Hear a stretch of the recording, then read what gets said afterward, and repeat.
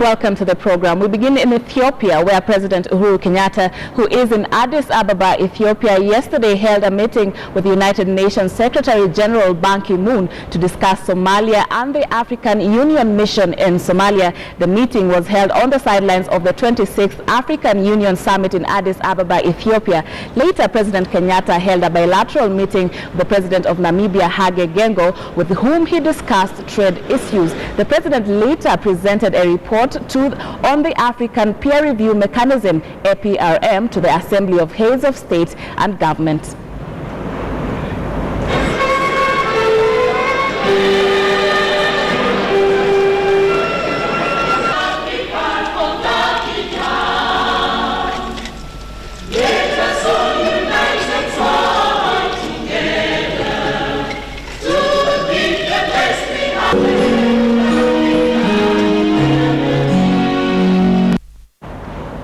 Energy Cabinet Secretary Charles Keter has dismissed his critiques over claims that he is flouting the civil servants' code of ethics by being involved in the Kericho senatorial seat campaigns. Keter says that he is giving leadership as a former senator of Kericho and as a local resident. He was speaking after holding a meeting with members of parliament and members of the county assembly from Kericho. It was the second such meeting in less than a month. Last week, KANU candidate Paul Sang called on President Uhuru Kenyatta to take action against Keter over his involvement in politics.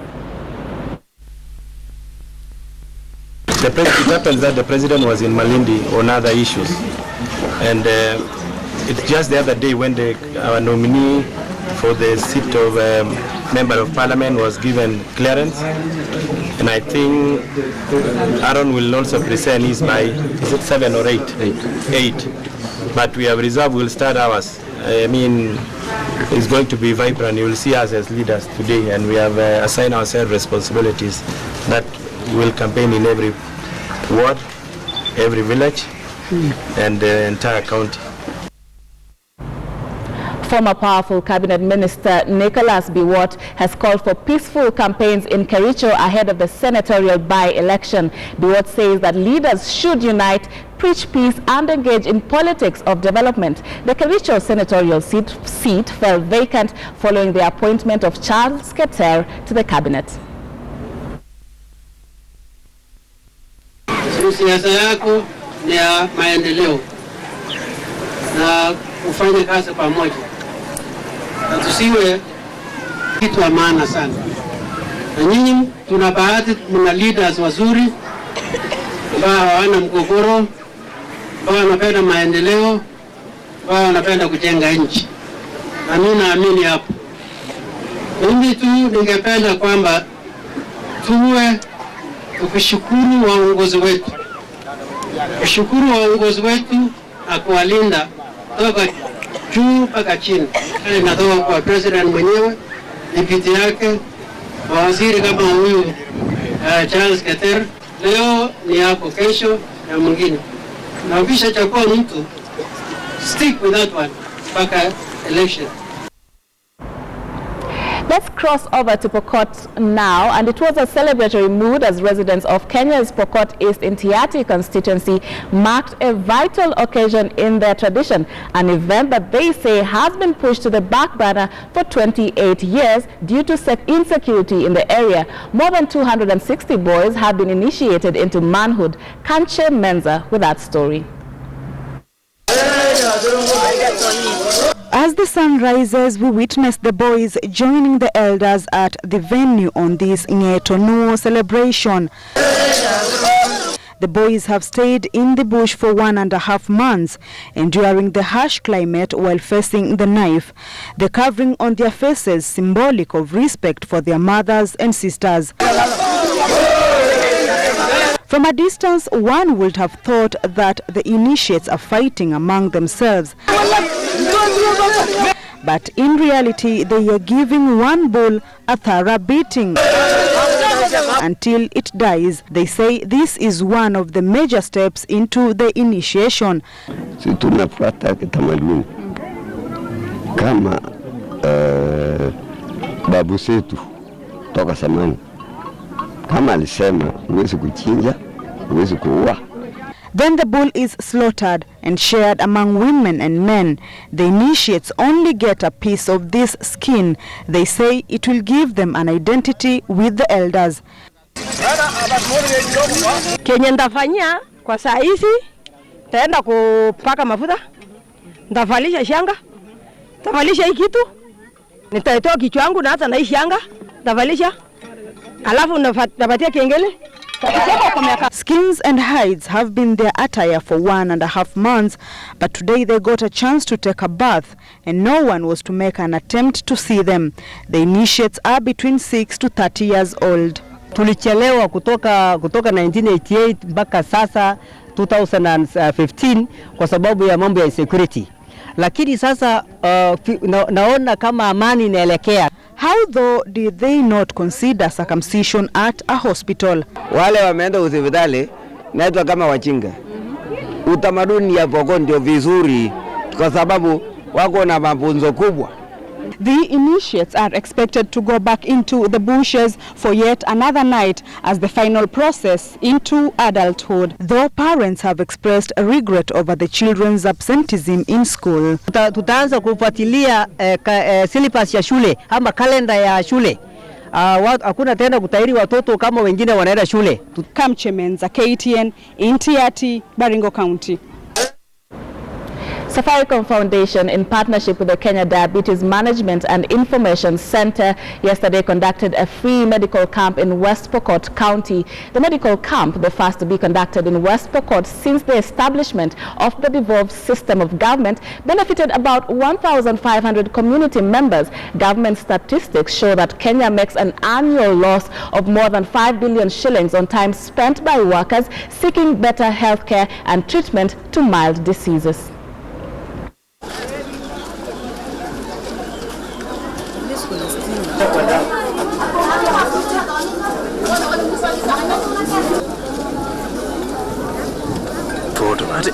Sawa, imagine Java kaza.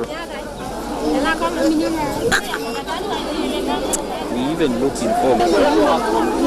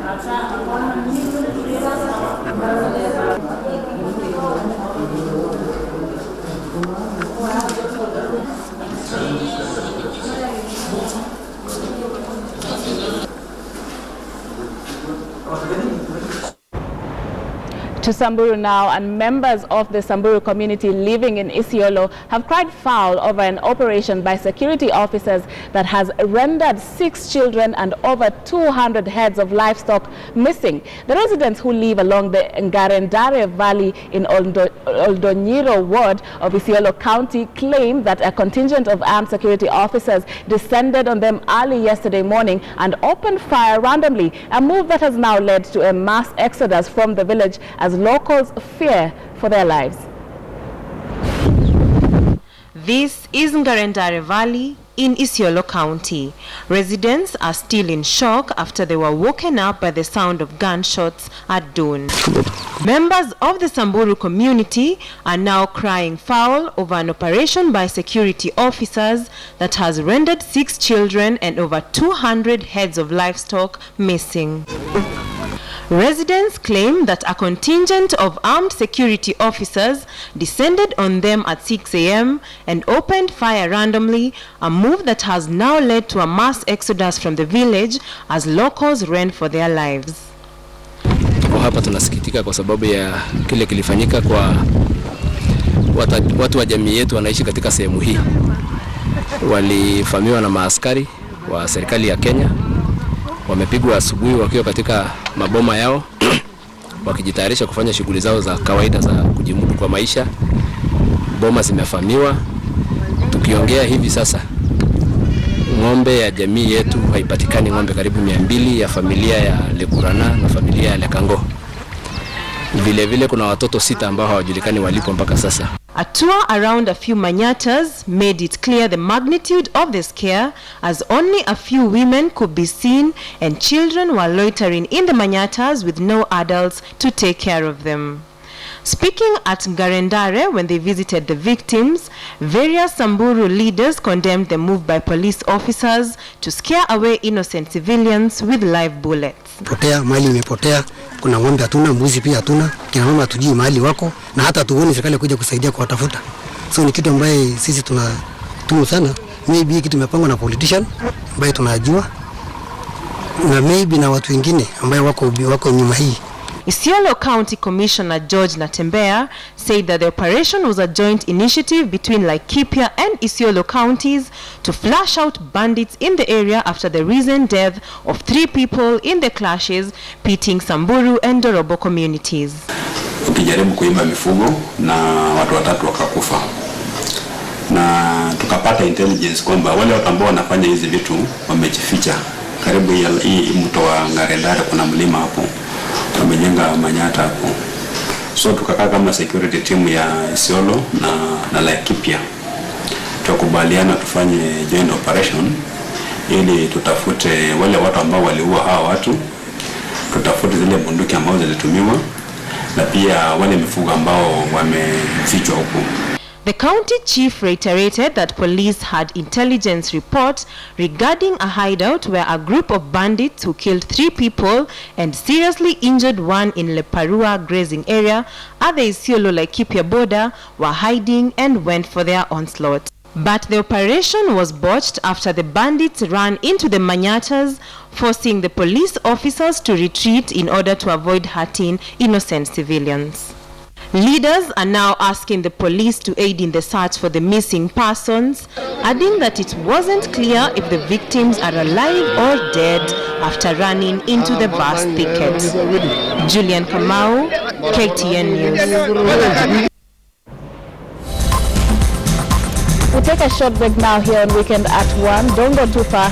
I will be back with more news. Welcome back. You're watching Weekend at 1.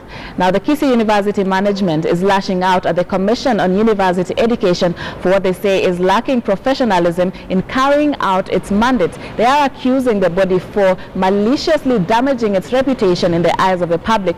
The university's Vice Chancellor, Professor John Akama, said that CUE's recent directive to have the institution's 10 campuses closed down for failing to meet basic thresholds to offer training is biased and did not focus on real issues affecting efficiency in the education sector.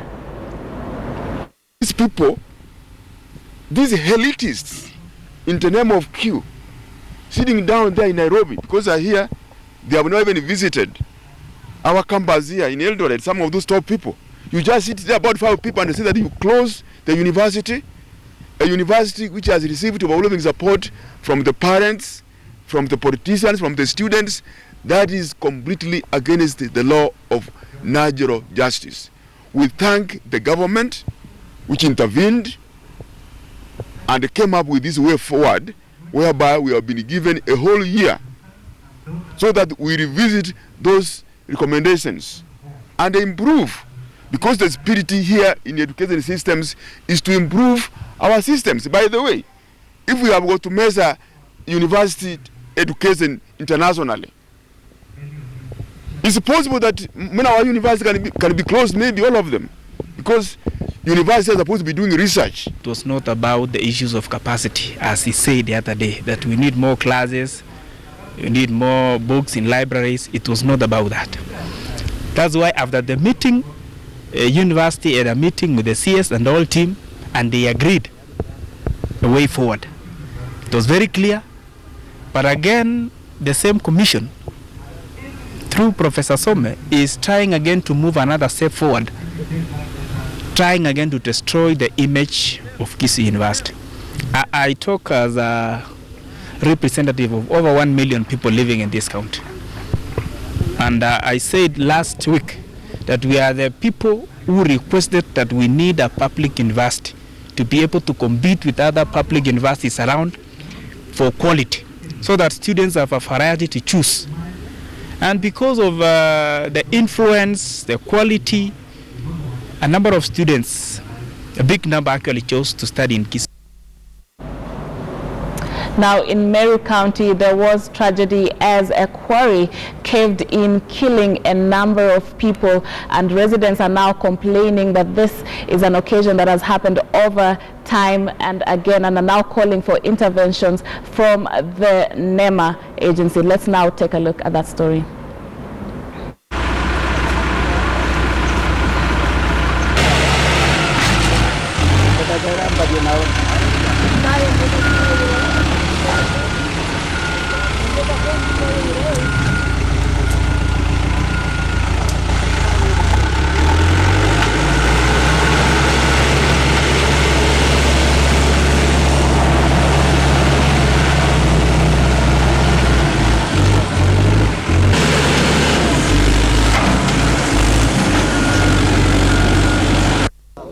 Nilikipelekwa hospitalini, mimi na ndungwa sindano, nikapewa mandawa, nikaambiwa ninunue, sio kupewa.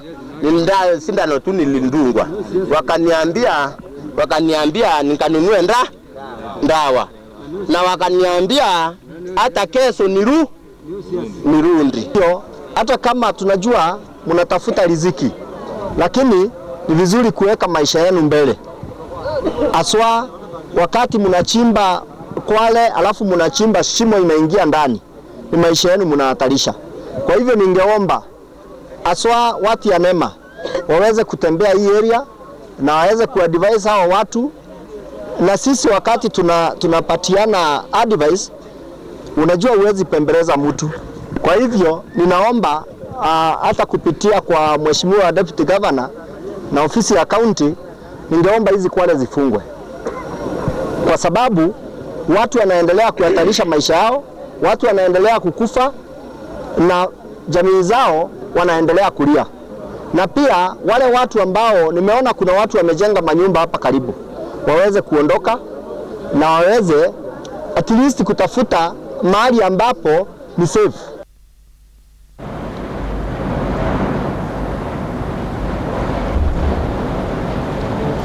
Let's switch to sports news now, and happening now at the Eldoret Sports Club is the Discovery Cross Country Championships, and our sports reporter and anchor Lynn Washira is standing by to give us an update on the same. Lynn, what can you tell us about these championships?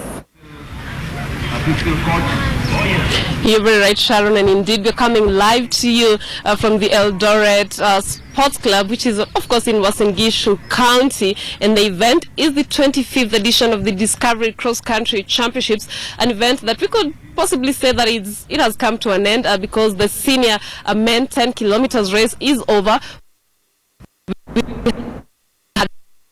World junior silver medalist from 2010 World Cross Country Championships, Clement Lagat coming in second. And of interest to note is that, of course, the reigning World Cross Country champion, as well as the World Half Marathon champion, and the World 10,000 meters before finishing. We also had a 3-time 1,500 meters world champion. We seem to be having a bad connection. Lynn Washira there in Eldoret, just covering the Discovery Cross Country Championships that is taking place there at the moment, and she will be giving us details of the same in the subsequent bulletin. Still on Matters Sports. That's it for today's edition of Weekend at 1. Thank you so much for watching. My name is Sharon Momanyi. Enjoy the rest of your viewing.